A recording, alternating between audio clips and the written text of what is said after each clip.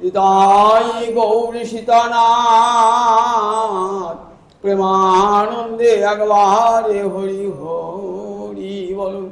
নিতাই গৌর সীতানাথ প্রেমানন্দে একবার হরি হরি বলুন। নিতাই গৌর সীতানাথ প্রেমানন্দে একবার হরি হরি। জগন্নাথ স্বামী নয়ন পথগামী ভব তুমি।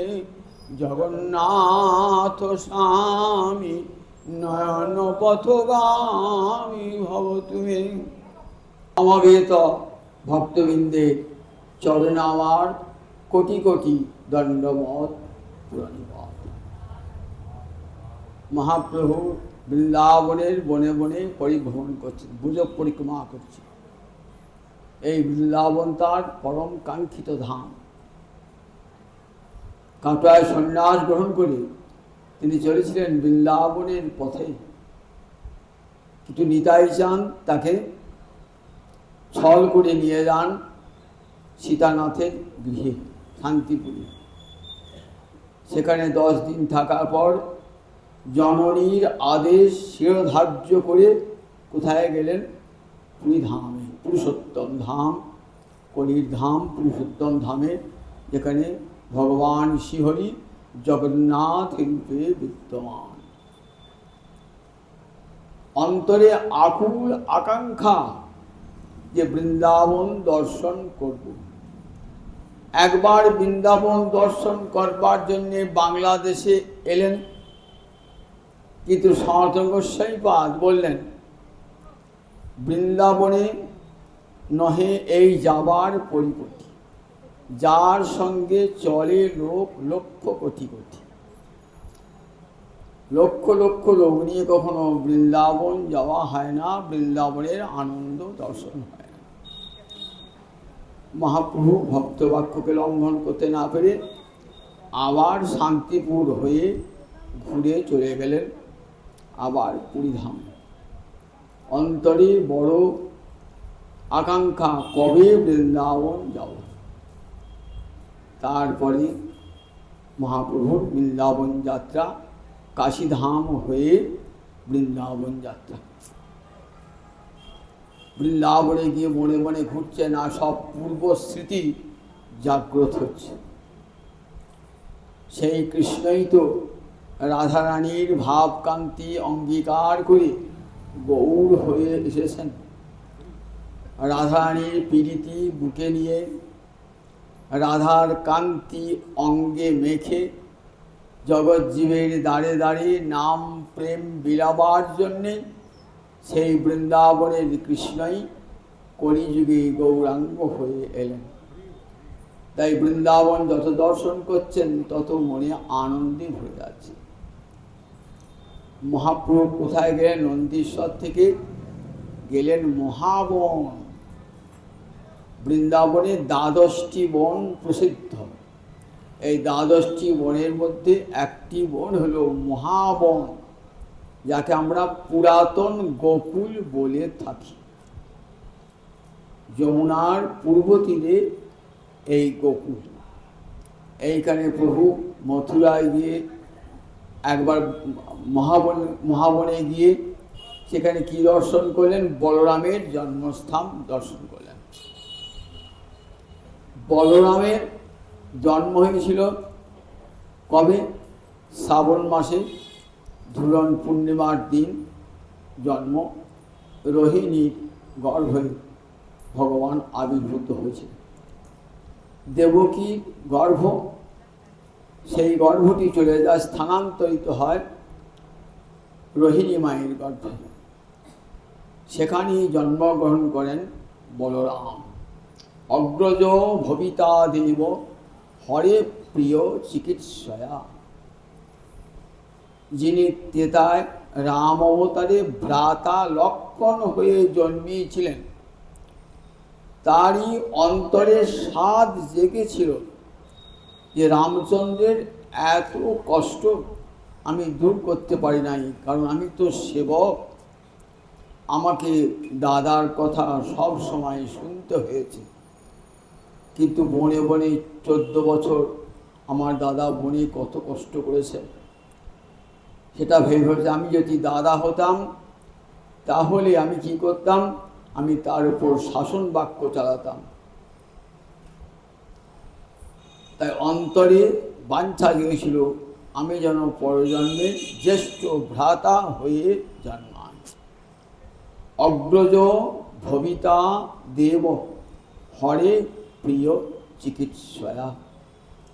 তাই গোবিন্দের প্রিয় কার্য করবার জন্য সুখদেব বলছেন, মহারাজ হরে প্রিয় চিকিৎসয়া, শ্রীহরির প্রিয় কার্য করবার ইচ্ছায় অগ্রজ হয়ে জন্মালেন। সপ্তমী কি জন্মালেন, সপ্তম গর্ভে এলেন ভগবান অনন্তধাম বলরাম। সেই মহাবনে তার জন্ম হয়েছিল, সেটি দর্শন করে মথুরায় কৃষ্ণ জন্মভূমি দর্শন করলেন। আবার কৃষ্ণের জন্ম গোকুলেও তো হয়েছিল একই সঙ্গে, একই সঙ্গে বসুদেবের পত্নী দেবকীর গর্ভে জন্মেছিলেন, আবার মা যশোদার গর্ভেও জন্মেছিলেন। সে কথা আমরা জন্মাষ্টমী লীলায় বলে থাকি। একই সঙ্গে ভগবানের যুগপৎ আবির্ভাব, সেটিও দর্শন করলেন। এই পুরাতন গোকুল মহাবন দর্শন করলেন। মহাবন এমনই একটি বন যেখানটা নন্দ মহারাজার মহল ছিল। মহাবন এইখানে আছে দেখবেন 84 খাম্বা, 84টি থামের উপর নন্দ মহারাজার বিশাল অট্টালিকা 84টি থামের মধ্যে দাঁড়িয়ে আছে, তাই ওর নাম 84 খাম্বা। বৃন্দাবনে প্রসিদ্ধ 84 খাম্বা বলে। এইখানে নন্দরাজের সভা বসত, পিছনে ছিল নন্দালয়, আর এইখানে সভা বসত নন্দ মহারাজার বিচার সভা। প্রজাগণের সুখ দুঃখ বসে শুনতেন। দাতার 84 খাম্বা। মহাপ্রভু দর্শন করলেন নন্দ মহারাজার সেই 84 খাম্বা দর্শন করলেন। এইখানে আছে কি আছে না, যমলার্জুন ভঞ্জন লীলার স্থান। এইখানে আছেন তৃণাবর্ত বধের স্থান। এইখানে আছেন শকটাসুরের বধের স্থান। এই স্থানগুলি সব তো দেখবার, তাই মহাপ্রভু দেখছেন। এইখানেই শ্রীকৃষ্ণ যখন খুব ছোট্ট, অন্তরে ইচ্ছা জেগেছে কীরকম, দেখুন মায়ের কোলে আছেন কৃষ্ণ, তো অন্তরে ইচ্ছা জেগেছে যে আমি পাখির মতো আকাশে উঠব। তা নয়, তৃণাবর্ত অসুরকে বধ করতে হবে, তো তাই একটা ছল। মা তো প্রতিদিন গোপালকে কোলে নিয়ে ঘোরেন, কিন্তু আজ দেখছেন গোপাল খুব ভারী হয়ে গেছে। গোপালকে নামিয়ে দিয়েছেন, এমন সময়ে ভয়ঙ্কর ঝড় দেখা দিয়েছে। তৃণ ধুলা, খড়ের কুটি, ঘাসের কুটি, একবার চোখ মুখ ঢেকেছে, অন্ধকার নেমে এসেছে। মা তো গোপালকার খুঁজে পাচ্ছেন না, কোথায় গোপাল কোথায় গোপাল বলে মা চিৎকার করছেন। সমস্ত ব্রজের মায়েরা ছুটে এসেছেন, পথ চিনতে পারছেন না, কিন্তু মায়ের ওই চিৎকার শুনে এসেছেন। কোথায় গেল, এখনই তো গোপাল এখানেই ছিল, কোথায় গেল গোপাল? তৃণাবর্ত অসুর সেই সুযোগটি খুঁজে নিয়ে গিয়েছে গোপালকে আকাশে উড়িয়ে। আকাশে উড়িয়ে, এটা একটা অসুর তো এই ঝড়ের মূর্তি ধারণ করছে। তৃণাবর্ত মানে তৃণের আবর্ত, কেবল ওই তৃণ ঘাস এইসব কুটি কুটি হয়ে উঠছে, তাই তৃণাবর্ত নাম। তৃণাবর্ত অসুর ইনি ছিলেন পাণ্ডদেশের এক রাজা, নাম ছিল সহস্রাক্ষ। দুর্বাসা ঋষি রয়েছেন গন্ধমাদন পর্বতে, তাকে দেখে এতটুকু রাজা হয়ে এতটুকু সম্মান জানালেন না, প্রণামও করলেন না। তখন তুই বললি অসুর কুলে জন্মা, তোর বুদ্ধিটা অসুরের মতন, তুই অসুর কুলে জন্মা। রাজা সহস্রাক্ষ তখন নিজের ভুল বুঝতে পেরে তখন চরণে পড়েছেন, বললেন দাপরে কৃষ্ণ অবতীর্ণ হবে, তখনই তার অঙ্গ স্পর্শে তোর মুক্তি হবে। আজ তার মুক্তির দিন, তৃণাবর্তদায় অসুর হয়ে এসেছে, কৃষ্ণ তার গলাটি চেপে ধরেছে, অনেক দূরে নিয়ে গিয়েছে। এমন করে গলা জড়িয়ে ধরেছে না, তৃণাবর্ত বলছে ছাড়ো ছাড়ো, ঠিক যেন পুতনা বলেছিল ছাড়ো ছাড়ো। ছাড়বো কেন, তুমি তো আমাকে গলদেশে নিয়ে ঘুরবে বলে বেরিয়েছো, এখন ছাড়ো ছাড়ো বলছো কেন? জানো, আমাকে একবার যে গ্রহণ করে আমি আর তাকে ছাড়ি না। কৃষ্ণ তোমার হই যদি বলে একবার, ভববল্ল হইতে কৃষ্ণ তারে করেন পার। একবার যদি কেউ কৃষ্ণ বলে, তাকে ভববন্ধন হতে চিরকালের মুক্তি দান করে। তৃণাবর্ত অসুরের মৃত্যু হয়ে গেল, পড়ল কোথায়? নন্দ মহারাজার গৃহে একটি পাথরের শিলার উপরে। তখন ঝড় থেমে গেছে, সবাই দেখছেন ওই বিরাট অসুর তার গলায় হাড় হয়ে দুলছে আমার গোপাল। সবাই ভাবছেন গোপালে বোধহয় কিছু ক্ষতি হয়েছে, ছুটে এসেছেন, কিছুই হয় না। মা আমার অঙ্গে অঙ্গে রক্ষা মন্ত্র করছেন, গৌপুচ্ছ বলাচ্ছেন আমার গোপালে যেন কোনো অমঙ্গল না হয়। যার নাম উচ্চারণ করলে সব অমঙ্গল দূর হয়ে যায়, আর সেই গোপালের জন্যে মায়ের আমার কত মঙ্গল চিন্তা একবার দেখুন। কখনো তো ভগবান বলে ভাবতে পারেন নাই, গোপাল আমার সাত সাগরের সেচা মানিক। আমি গোপালকে পেয়েছি আমার গৃহে নারায়ণের আরাধনা করে, আমার গুরুদেবের আশীর্বাদে গোপালকে আমি পুত্ররূপে পেয়েছি। গোপাল তো আমার ভগবান নয়, কোনো দিনই ভগবান বলে ভাবতে পারেন নাই। তাই মায়ের অন্তরে এত আকুলতা, এত বাৎসল্য রস। মা আমার চোখের জল ফেলতে ফেলতে গোপালকে নিয়ে গেলেন।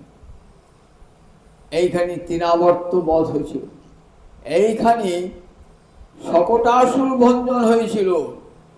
গোপালের তখন 3 মাস বয়স। 3 মাস বয়স তখন গোপাল কি করতে শিখেছে? গোপাল তখন কাত হয়ে শুতে শিখেছে। একে বলে ঔত্থানিক উৎসব। মায়ের খুব আনন্দ, আজ পাড়াপড়শিকে ডেকে মা খাওয়াবেন, সবাইকে নিমন্ত্রণ করেছেন, সবাই আসছেন তো, আর কত কি উপহার দিচ্ছেন মাকে। মা সেই উপহারগুলো একটি গাড়িতে, গোসকর, তখনকার দিনে তার ট্যাক্সি ছিল না, টোটোও ছিল না, গরু গ্রামে কি করে গরুর গাড়ি, গোসকর, কে গোসকটের উপরে সব বাড়িতে বাড়িতে বাড়িতে সম্ভ্রান্ত বাড়ি যাতে করে গরুর গাড়ি আছে, সেই গরুর গাড়ির উপর সব রাখছে। আর গোপাল তখন ছোট্ট শিশু তো, 3 মাসের 90 দিন বয়স হয়েছে। গোপালকে গাড়ির তলায় একটা দোলনায় দুলিয়ে দিয়েছে। গোপাল তো দুলছে মনে আনন্দে, দোলনায় চেপে দোল খাচ্ছে। ছোট্ট ছোট্ট গোপাল, কচি কচি পা। শকটাসুর এসে, এও একটা অসুর, এও মুনির অভিশাপে এ অসুর হয়েছে। বলছেন দেখে তোকে কেউ দেখতে পাবে না, তুই বায়ুর মূর্তি ধারণ করে তুই অসুর হয়ে জন্মাবি। লোমস মুনি মনে হয় যতদূর সম্ভব অভিশাপটা দিয়েছিলেন যে তুই অসুর হয়ে জন্মাবি। সেই অভিশাপে আজ অসুর হয়ে জন্মেছে। লবসমুনির বোন লণ্ডভণ্ড করে দিয়েছিল, তাই অভিশাপ দিয়েছিল। অভিশাপে অসুর হয়েছেন, তখন চরণে পড়েন, বললেন ঠিক আছে, অভিশাপ তো দিয়ে ফেলেছি, সেটা তার প্রত্যাহার করতে পারবো না, তবে দাপরে যখন কৃষ্ণ অবতার আসবে তখনই তার চরণ স্পর্শে তোর মুক্তি লাভ হবে। ছোট্ট দোলনায় দুলছে গোপাল, পর্যঙ্কে দুলছে, সব গোপাল সব পাড়া ছেড়ে এসছে, বলে আমার গোপালকে দেখবি তোরা, আমি কাজে ব্যস্ত, একে আপ্যায়ন করছেন, তাকে আপ্যায়ন করছেন, তাকে জল খেতে দিচ্ছেন, মা আমার ব্যস্ত সব কাজে। আর সেই সুযোগে শকটাসুর এসেছে। শকট মানে গরুর গাড়ি, বায়ুমূর্তি ধারণ করে ওই শকটের উপরে ভর করেছেন, তাই শকটাসুর। ওই শকটের উপর ভর করেছেন, ভর করে কি করছে, চাকাটা মাটির নিচে বসে যাচ্ছে, আস্তে আস্তে আস্তে বসে যাচ্ছে। এত চাপ দিচ্ছেন, চাপাটা বসে, তাহলে গাড়িটা চাপা পড়ে ছেলেটা মরে যাবে। এমনি করতে করতে প্রায় শেষ প্রান্তে এসে পৌঁছিয়েছেন। গোপাল তো এইটুকু ছেলে হলে কি হবে, সর্বজ্ঞতা শক্তি সর্বশক্তি তার মধ্যে বিদ্যমান। 90 দিনের শিশু হলে কি হবে, সব শক্তি তার মধ্যে বিদ্যমান। বুঝতে পেরেছেন শকটাসুর, আজ তোমার তো মুক্তির দিন। কচি কচি চরণ দুটি নিয়ে যেই গাড়ির চাকায় আঘাত করেছেন না, ওই দোলনাটা দিয়ে গাড়ির চাকায় আঘাত লেগেছে, সঙ্গে সঙ্গে গাড়িখানা 100 হাত দূরে ছিটকিয়ে পড়ল। আর ঝনঝন ঝনঝন ঝন করে শব্দ, সব বাসন কোসন উপর যা ছিল। মা আমার ছুটছুটে এসেছেন, গোপাল আমার যেমন দোলনায় দুলছে, গাড়িখানা একবারে 100 হাত দূরে পড়েছে। কি হলো রে? তা বলছে তোমার গোপাল পায়ে করে ঠেলল আর গাড়িখানা পড়ে গেল। তাই হয়? তাই হয় কখন? আমার গোপাল ওইটুকু ছেলে বাড়ি ছিড়বি কি করে? দেখুন, মায়ের মনে ঐশ্বর্য দেখিলেও ঐশ্বর্য না মানে, ঐশ্বর্য দেখেও ঐশ্বর্য মানছেন না। না, নিশ্চয় কোনো অসুখ প্রসূ এসেছিল রে। জন্ম থেকে আমার গোপালকে জন্ম থেকে দেখ, যখন জন্মিয়েছেন না 6 দিনের শিশু, তখন এসেছে পুতনা। মায়ের মনে মনে 6 দিনের শিশু, তখন এসেছেন পুতনা। কে ছিল এই পুতনা? বলিকন্যা রত্নমালা। ভগবান বামন রূপ ধারণ করে বলিকে কৃপা করতে গেলেন। কেন বলিকে কৃপা করতে গেলেন? বলি প্রহ্লাদের নাতি, তাই কৃপা করতে হবে। তো অসুর হলে কি হবে, তাকে কৃপা করতে হবে। বামন বেশে গিয়েছেন, এমন সুন্দর রূপ। বামন মানে 1 হাত ছোট্ট খর্বাকৃতি, আমরা যাকে বামন বলি, ভালোবাসা বলে বামন বলে। ছলয়সী বিক্রমণী বলি অদ্ভুত বামন, পদনখ নিরহ জনিত জন পাবন, কেশবধীত বামন রূপ জয় জগদীশ হরে। বামন রূপ ধারণ করে যাচ্ছেন বলিকে ছলনা করবার জন্য।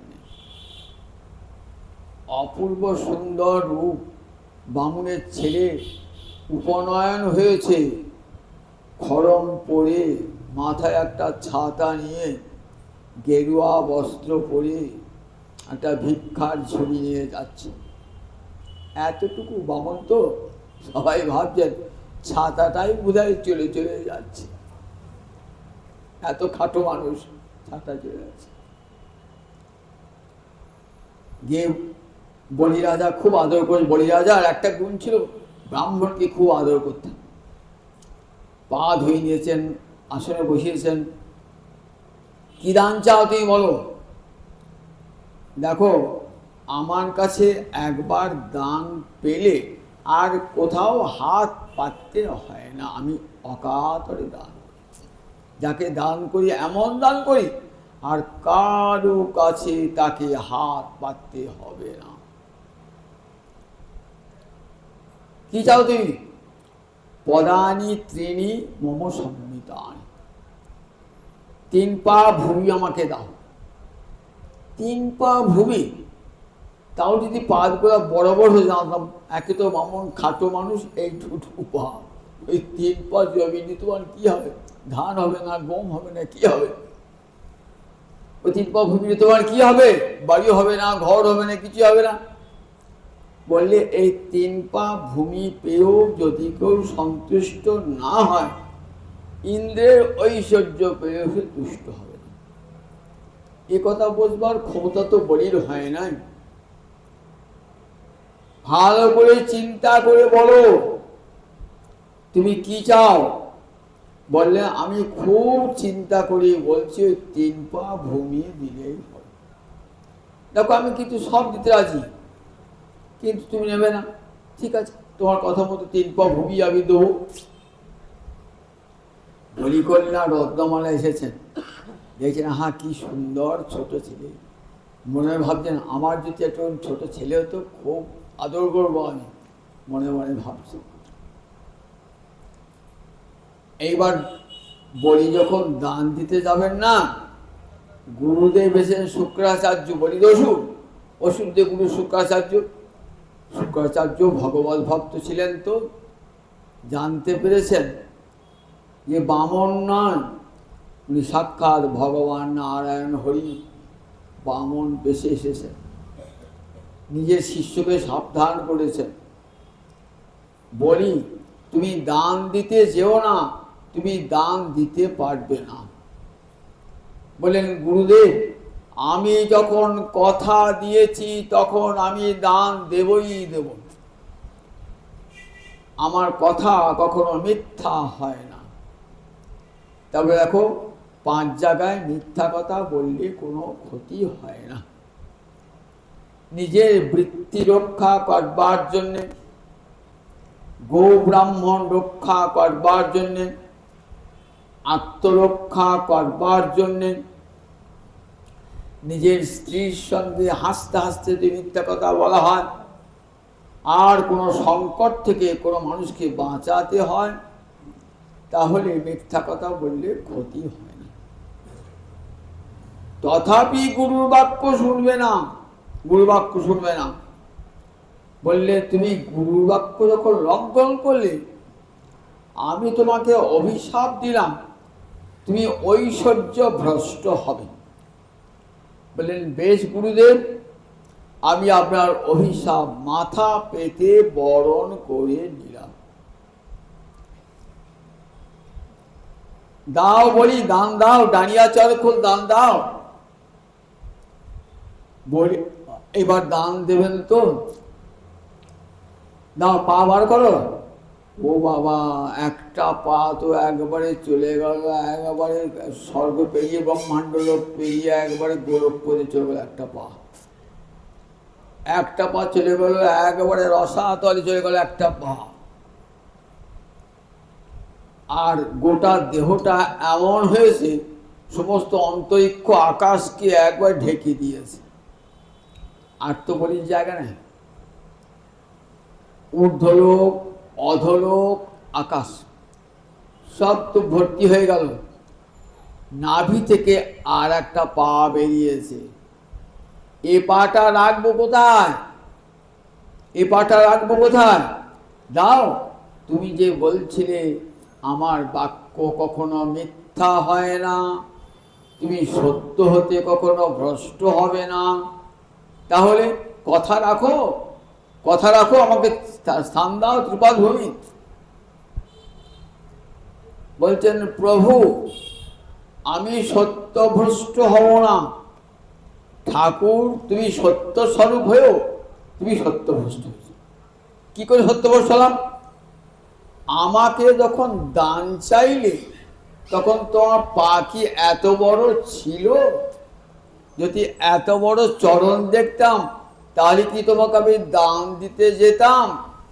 এইটুকু টুকু বাউনের পা তুমি দেখালে, আমি দেবো বললাম।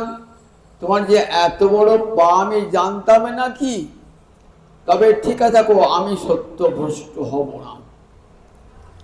দাও, বললেন দেবো। তখন বলির পদ্মে এসেছেন বৃন্দাবলী, বলছে রাজা স্বয়ং গোবিন্দ অখিল গুরু নারায়ণ এসেছেন লক্ষ্মীপতি।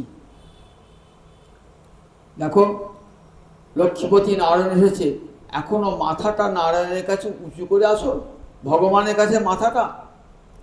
বলছে না না কল্যাণী, আমি ঠিকই করেছি। আমার এই যে ঐশ্বর্য সম্পদ, এটাকে আমি কেমন করে করেছি? আমার মাথার বুদ্ধি দিয়ে। তোমার আমার মাথাটা হলো সর্বশ্রেষ্ঠ স্থান। তখন বলি কি করলেন? আমি মাথা পেতে দিলাম হে তোমার চরণে শিরে ধরিব বলে, আমি মাথা পেতে দিলাম হে ওই চরণ আমার মাথায় দাও প্রভু, আমি মাথা পেতে দিলাম হে ওই ব্রহ্মাদি বাঞ্ছিত পদ আমার মাথায় দাও হে। বলি তখন নয়ন জলে ভাসছে। তখন বলির মাথায় চরণটি দিয়েছে। তখন অনন্ত নাগ এসেছেন বরুণ পাশে বন্ধ করবার জন্যে, বলিকে বেঁধেছে, মাথায় চরণটা দিয়েছে। প্রহ্লাদ দেখছেন দূর থেকে, ভাবছেন তোমার এত কৃপা, দেবতারা তোমার চরণ পায় না, লক্ষ্মী তোমার চরণ পায় না, আর সেই চরণ তুমি দিয়েছো বলির মাথায় প্রভু, তোমার এত কৃপা প্রভু।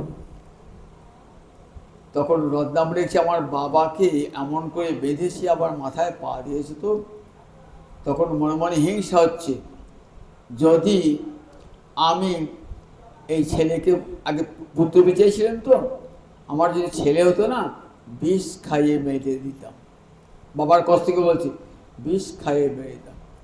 ভগবান বললেন তোমার বাঞ্ছা পূর্ণ হবে দাপরে যখন আমি কৃষ্ণ রূপে আবির্ভূত হব।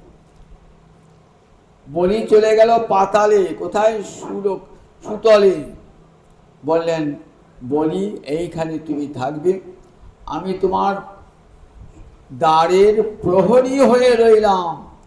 যখন আমাকে তুমি স্মরণ করবে, দেখবে আমি দ্বারে প্রহরী হয়ে তোমার রাজ্যকে রক্ষা করছি। এতখানি কৃপা করেছেন বলিকে। সেই বলিকন্যা রত্নমালা দাপরে পুতনা হয়ে এলো, লক্ষ্মীর বেশে ঢুকেছে। কোথায়?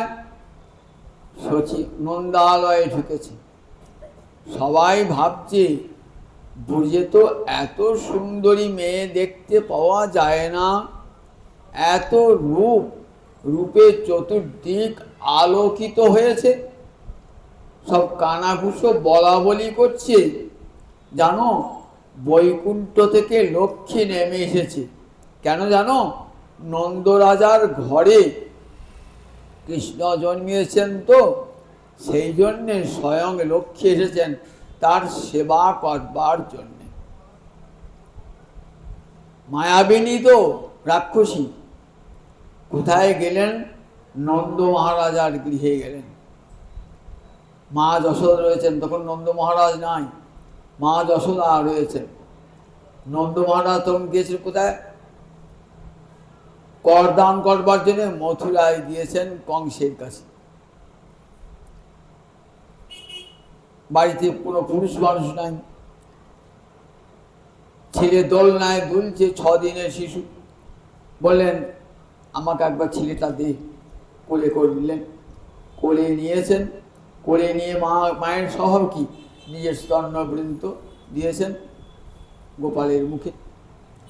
গোপাল দেখুন ওই 6 দিনের শিশু স্তন্যপান করছেন তো করছেন, স্তন্যপান করতে করতে দাঁত হয় নাই, মারিও শক্ত হয় নাই, 6 দিনের শিশু, কিন্তু এমন করে স্তনবৃন্ত চেপে ধরেছেন না, পুতনা তখন কেমন অবস্থাতে আসল রূপটি প্রকাশ পেয়ে গেছে। একবারে ভয়ঙ্করী রূপ। মুঞ্চ মুঞ্চ অলম, ছাড়ো ছাড়ো, আর প্রয়োজন নাই, আর প্রয়োজন নাই, স্তন শোষণ করতে হবে না। বলছে কেন? তুমি তো একবার যখন কোলে আমাকে নিয়েছো, তখন তো আমি তোমার কোল ছাড়বো না। দেখুন বলি কোথায় গেল, পুতনা কোথায় গেল? দেখুন পুতনার মৃত্যু হয়ে গেল, স্তন করতে করতে পুতনার মৃত্যু হয়ে গেল। পুতনার কোলে, পুতনার বুকেতে গোবিন্দ গোবিন্দ পড়ে আছেন। পুতনার দেহটা পড়ল কংসের বাগানে, যেখানে সব দস্যুটা গাছ হয়ে জন্মিয়েছিল, সব গাছগুলো ভেঙে চুরমার হয়ে গেল। এত শব্দ হলো, ব্রজবাসীরা সব ছুটে এসেছে, এসে দেখছেন পুতনার বিরাট ভয়ঙ্কর রূপ, আর তার বুকের উপর খেলা করছে পুতনা নির্বিঘ্নে। মা ছুটে এসেছেন, অঙ্গে অঙ্গে রক্ষা মন্ত্র পড়ছেন। পিতা নন্দ মহারাজ সংবাদ পেয়ে গেছেন, গোকুলে বিরাট বিপদ ঘটে গিয়েছে, ছুটতে ছুটতে আসছে। দেখুন তখন গোপাল খেলা করছে, কিছুই হয় না। গোপাল দেহটা এত বড়, ওই পুতনার যে দেহটাকে কি করে চিতায় বসাবে, খণ্ড খণ্ড করে চিতায় শোয়ানো হলো। যখন দেহটা পুড়ছে, চন্দনের গন্ধ বার হচ্ছে। এত বড় পাপিয়সী মহিলা, তার অঙ্গে চন্দনের গন্ধ বার হয়, বলে কেন হবে না? দেখো স্বয়ং গোবিন্দকে যে কোলে নিয়েছে, তার অঙ্গ চন্দন গন্ধ হবে না? নন্দ নন্দন চন্দ চন্দন গন্ধ নিন্দিত অঙ্গরে, যার অঙ্গ নন্দ নন্দন চন্দ চন্দন গন্ধ নিন্দিত, চন্দনের গন্ধকেও নিন্দা করে যে গোবিন্দের অঙ্গ, সেই গোবিন্দের অঙ্গ স্পর্শ করেছে, তাই চন্দনের গন্ধ উঠছে। কোথায় গতি হলো?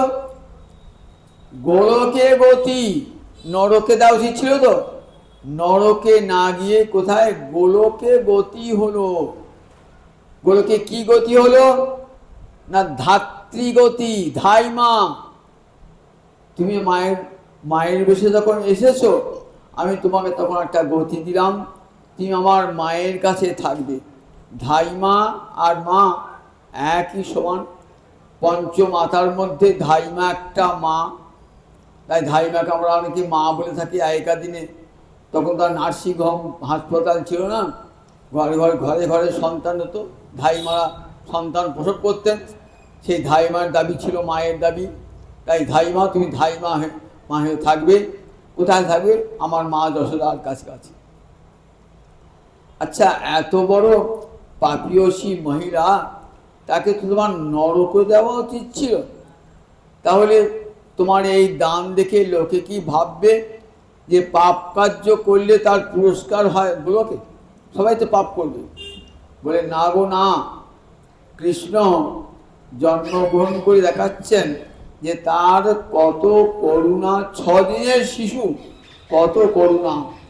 যাকে তিনি হত্যা করেন তাকেই তিনি পরম গতি দান করেন। এটাই তো কৃষ্ণ করুণার বড় বৈশিষ্ট্য। যাকে তিনি হত্যা করেন তাকেই তিনি পরম গতি দান করেন। যখন পুতনা আসে না, তখন পুতনাকে দেখে ছোট্ট শিশু গোপাল চোখটা মুদ্রিত করেছেন। এই চোখটা যে মুদ্রিত করেছেন না, সনাতন গোস্বামী বাদ তার কত ব্যাখ্যা দিলেন, দু একটা শোনায়। বলছেন চোখটা মুদ্রিত করলেন কেন? তা বলছেন ছোট ছেলে তো, অচেনা লোক দেখলে কি করে, ভয়ে চোখটা মুড়ে যায়। তাই পুতনাকে অচেনা লোক চোখটা মুদ্রিত করেছেন। বলছেন না না, পুতনা বিষ্ণু বিদ্বেষী, বৈষ্ণব বিদ্বেষী। বললেন দেখো, যার মুখে ভাই হরি কথা নাই, তার মুখ কখনো দেখো না। তাই কি করলেন? গোবিন্দ বলেন না, ও তো বিষ্ণু বিদ্বেষী, আবার বৈষ্ণব বিদ্বেষী। বৃন্দাবনে এসেছেন 10 দিনের কম বা 10 দিনের বেশি যত শিশু আছে, তাদের সব মুন্ড চিবিয়ে চিবিয়ে খাচ্ছে। তাহলে তার মুখ দেখবেন না বলে চোখটা মুদ্রিত করেছেন। আবার বলছেন না না, পুতনা ভাবছেন, কি ভাবছেন? যে আচ্ছা, ও ও তো মায়ের বেশে এসেছে, আমাকে মারবে বললো, বেশটা তো মায়ের, তাহলে আমি কি দান দেবো মনে মনে চিন্তা করছেন। যখন খুব চিন্তা হয় তখন কি করি, তখন চোখটা মুদ্রিত করে থাকি। খুব চিন্তা করছেন ভগবান, তাই চোখটা মুদ্রিত করেছেন। কি দান দিলেন দেখুন, তা বলে এত বড় দান দিলেন নরকে না গিয়ে। তা একটা দৃষ্টান্ত হয়ে থাকলো যে পাপিয়সী মহিলা যারা, তাদেরও পাপ করে স্বর্গে যায়। বলে না না, এটা কৃষ্ণ করুণার দান। জানো, যখন ভোজ বাড়িতে ভোজ হয় না, তখন কি করে, ভোজ বাড়ি যখন ভোজ হয় দেখবেন, তখন সব লাইন দিয়ে দাঁড়িয়ে থাকে। যারা নিমন্ত্রিত তারা কাঠ দিকে ঢোকে, আসো আসো গৃহকথা নিয়ে যায়। আর যারা রবাহুত অনাহুত তারা কোথাও বসে থাকে, তারা বাইরে বসে থাকে। খাওয়া দাওয়া শেষ হলে যদি আপনাকে ডাকে মালিক, আর দুই একটা লোক কী করে ওই গোলেমালে ঢুকে পড়ে।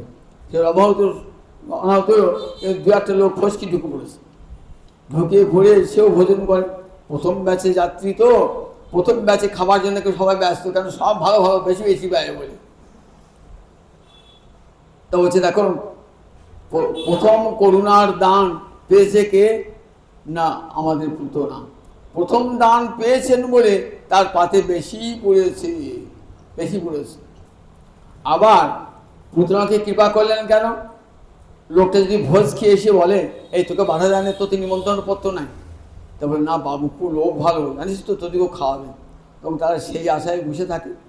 বলে জগতের জীব, তোমরা তো অনেক পাপ করেছো, কোন চিন্তা করো না, যত পাপই থাকুক আমার মতন পাপ জগতে আর কেউ করে নাই। আমি মা হয়ে ছেলের রক্ত পান করেছি, আমাকে যখন কৃপা করেছে তোমরা সবাই কৃপা পাবে। এই সংবাদটা পুতনা জগৎকে জানিয়ে দিল। পুতনা জগৎকে জানিয়ে দিল যে গোবিন্দ আমার এত করুণাময়, আমাকে যখন কৃপা করেছেন তোমরাও কৃপা থেকে বঞ্চিত হবে না। তাই পুতনাকে এত কৃপা, ভগবানের এত কৃপা। পুতনা বলছে সেই পুতনাকে, পুতনা এসেছিলেন কেন বলি, বই কন্যা রত্নমালায় পুতনা হয়ে এসেছিলেন, তাকে কৃপা করলেন, তাকে ধাত্রীগতি দান করলেন। এরপর প্রভু এলেন কালীদহে। এই কালীদহে এসে কালীয় দমন, একটু সংক্ষেপ বলে রেখে দিই। কালীদহে এসেছেন তো, এই কালীদহে ছিল কালীয় সর্প, ভয়ঙ্কর বিষধর সর্প, যার বিষেতে ওই যমুনার একটা অংশ এমন বিষ মিশ্রিত হয়েছিল না, উপর দিয়ে পাখি পর্যন্ত উড়ে যেতে পারত না। পাখিরা পর্যন্ত জলে ওই বিষবাষ্পে বাতাসে পড়ে যেত। কোনো গাছ হয় নাই, ঘাসপালা পর্যন্ত হয় নাই, একটা গাছ বেঁচেছিল, কদম গাছ বেঁচেছিল। কেন, যখন স্বর্গ থেকে অমৃত আনছিলেন, কে গরুর অমৃত আনছিল, তখন ওই বৃক্ষে কিছুক্ষণ বিশ্রাম গ্রহণ করেছিল, তখন ওই অমৃতের বিন্দু পড়ে যায় ওই গাছটা। ফলে গাছটা যেমনকার তেমনি আছে। যেদিন কালীয় দমন লীলা হয় না, সেদিন কিন্তু বলরাম যান নাই। কেন বলরাম যান নাই, বলরামের জন্মতিথি ছিল, তাই মা রোহিণী যেতে দেন নাই। বলরাম যান নাই বলে আজ রাখাল বালকদের খুব আনন্দ। কেন আনন্দ, বলরাম দাদার বড় কড়া শাসন, এখানে যাবি না সেখানে যাবি না, কড়া শাসন তো। আর কৃষ্ণ কানায় থাকলে খুব সুবিধা, তাই বলরাম দাদা যাবে না, চলো আজকে আপনাদের মজা হবে খুব, এই বলে যেখানে যাওয়া নিষেধ সেইখানেই যাবো। ছেলেদের যেখানে যা নিষেধ করো না সেইখানেই যায়। কোথায় গিয়েছেন আজ, সেই কালীদহেতে গিয়েছেন। সেই কালীদহেতে কালীয় নাগ রয়েছেন, তার বিষবাষ্প। একটু পরের দিন বড় করে বলবো, সংখ্যে পরের দিন 8টা বেজে গিয়েছে তো। সেইখানে এই কালীয় নাগ কী করে কালীয় নাগ হলো, এই কাহিনীটু বলি।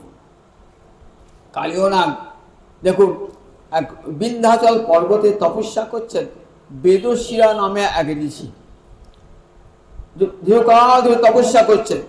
সেখানে অশ্বশিরা বলে একটা ঋষি এসে হাজির হয়েছে। ঋষিটা এসে বলছে আমি এখানে তপস্যা করব। তখন বেদসীরা বলছে এটা আমার জায়গা, তুমি এখানে এসছো কেন, তুমি এখানে এসছো কেন, তুমি অন্য জায়গায় তপস্যা করো। বললে আচ্ছা এ তো ভগবানের জায়গা, এ সবারই থাকবার জায়গা, তুই আমার জায়গা বলছো কেন, এখানে আমি তপস্যা করতে পারি না? তুমি ঝগড়া করছো, সাপের মতন ঝগড়া করছো, সাপের মতো কুড়ো, তখন সর্প হবো, তুমি সাপ হয়ে যাবে। তখন তুইও তো কাকের মতো ঝগড়া করছিস, তুই কাকও হবো, বায়সও হবো, তুই বায়স হব, তখন কাকও হবো। দুজনায় একজন সাপ হলেন আর একজন হলেন কাক। এমন সময় গোবিন্দ এসেছেন, বলে দেখো দুজন তোমার পরম ভক্ত, কাকই হও আর সাপই হও, আমার করুণা থেকে বঞ্চিত হবে না। কালীয় নাগ সর্প হয়ে এলেন আর ওই কাক হইলেন ভূষণ্ডী কাক। দেখবে রামচরিত মানসে রামায়ণ বলছেন, গোটা রামায়ণটা বলছেন গরুরকে ভূষণ্ডীর কাক নীলগিরি পাহাড়ে। তাই দুজনই গোবিন্দের করুণা প্রাপ্ত হয়েছিলেন। সেই কালীয় নাগ এসেছিলেন কি জন্য? ভয়ে এসেছিলেন, গরুরের ভয়ে। কোথায়? ওই কালীয় হ্রদে স্থান নিয়েছিলেন। সেখানে গরুর আসতো না, সৌভরী মুনির অভিশাপ ছিল, এখানে এলি গরুর তোমার মৃত্যু হবে। জানতো কালীয় নাগ যে এমন একটি স্থান সেখানে গরুর যাবে না, তাই কালীয় নাগ ওখানে থাকতো। সেই কালীয় নাগের বিষবাষ্পে সমস্ত বৃন্দাবনের ওই কালীয় হ্রদের সমস্ত জল বিষাক্ত হয়ে গেছে। কেউ যেত না ওই কালীয় হ্রদের দিকে। কিন্তু সেদিন তো বলরাম জাল নাই, তাই চলে গেলেন। সখারা হই হই করতে করতে গিয়েছেন। গেই তো বিপদ, জল খেয়ে ওই কালীদহের তীরে সব পড়ে আছে, গোবৎসগুলি পড়ে আছে, আবার গো বালকগুণ সব পড়ে আছে। তখন এই কৃষ্ণ তাদেরকে রক্ষা করবার জন্যে কালীয় দমন লীলাটি করেছিলেন। এটি বলতে গেলে অনেক দেরি হবে, আবার পরের দিন আপনাদের শোনাবে। এইটুকু শুধু বলে ভূমিকা করে এলাম। জয় নিতাই, জয় নিতাই, জয় নিতাই।